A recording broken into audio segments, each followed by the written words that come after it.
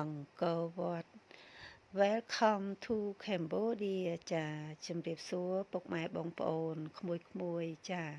កាលល្ងាចថ្ងៃសៅរ៍បានទៅដល់ទីរួមខេត្តសៀមរាបពេលយប់ចាទាំងគ្រួសារតែម្ដងឃើញថាទៅដល់ប្រាសាទអង្គរវត្តនៅតែស្រស់ស្អាតនៅតែមានសោភ័ណភាពអញ្ចឹងណាបងប្អូនចានេះក្រុមគ្រួសារនាងខ្ញុំមានទាំងកូនតូចអីបានទៅចូលទៅទស្សនាប្រាសាទអង្គរវត្តចាតាមផ្លូវចូលទៅក៏ស្អាតចាមានផ្កាកង្កោករីកស្អាតដែរបងប្អូនទៅទាំងគ្រួសារតែម្ដងទៅសានេះជុំគ្នាមានទាំងកូនង៉ែតកូនតូចចានិយាយទៅប្តីប្រពន្ធខ្ញុំទៅលេងឆ្ងាយទៅទីរួមខេត្តសៀមរាបហ្នឹងគឺខានបានទៅយូរហើយចាតាកូនគេទៅអញ្ចឹងណា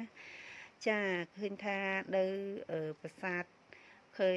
ទីរួមខេត្តសៀមរាបហ្នឹងគឺស្អាតចានៅតែស្អាតជាពិសេសខ្ញុំចូលចិត្តដើមឈើចាដើមឈើធំចានេះកន្លែងគេលក់អីចឹងណាកូនខ្ញុំដើរទៅជាមួយគ្នាបងប្អូនចូលទៅក្នុងប្រាសាទ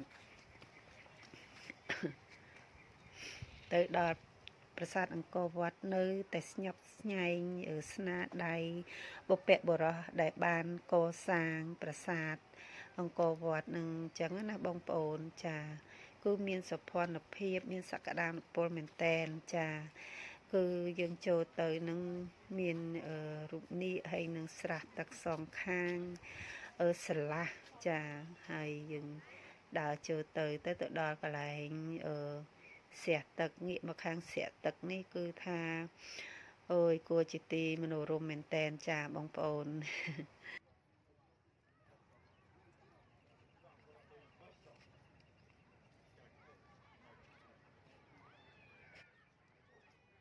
ខ្ញុំទៅលើកណាក៏មិន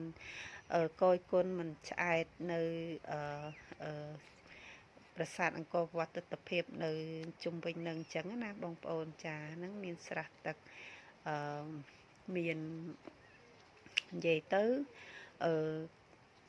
គួរជាទីមនោរម្យហ្មងចាបងប្អូនហ្នឹងហើយផ្ដិតរូបភាពអុយការប្លង់នេះស្អាតទេនេះចាបងប្អូនវីដេអូដែលខ្ញុំបានផលិតនេះមានបំណងគ្រាន់តែចង់បង្ហាញចាបង្ហាញពិភពលោកបង្ហាញដល់បងប្អូនក្នុងប្រទេសក្រៅប្រទេសដើម្បីឲ្យចាប់អារម្មណ៍នឹងទេសចរនៅប្រាសាទ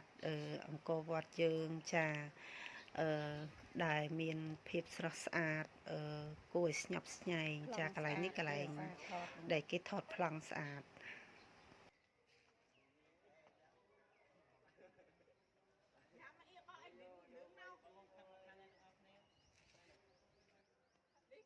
ទីកន្លែងហ្នឹងធ្លាប់តែឃើញគេថតស្អាតឃើញប្រាសាទកពូល5ចឹងបងប្អូនចាកពូលឃើញកពូលប្រាសាទអញ្ចឹងខ្ញុំអស់ចិត្តដែរដោយសារបានទៅថតអញ្ចឹងណាចាបងប្អូនហើយនេះធ្វើដំណើរចេញមកវិញតាមផ្លូវស្អាតណាបងប្អូនហ្នឹងហើយដូចបងប្អូនបានឃើញអញ្ចឹងណាចានិយាយទៅក្នុងបរិវេណនៅក្នុងប្រាសាទអង្គរវត្តហ្នឹងគឺស្អាតនិយាយទៅស្អាតហ្មងធម្មជាតិខៀវស្ងាត់ដើមឈើធំចានិងអមដោយប្រាសាទជាច្រើនចានៅក្នុងបរិវេណប្រាសាទអង្គរវត្តនឹងចាបងប្អូនពេលព្រឹកនឹងនាំគ្នា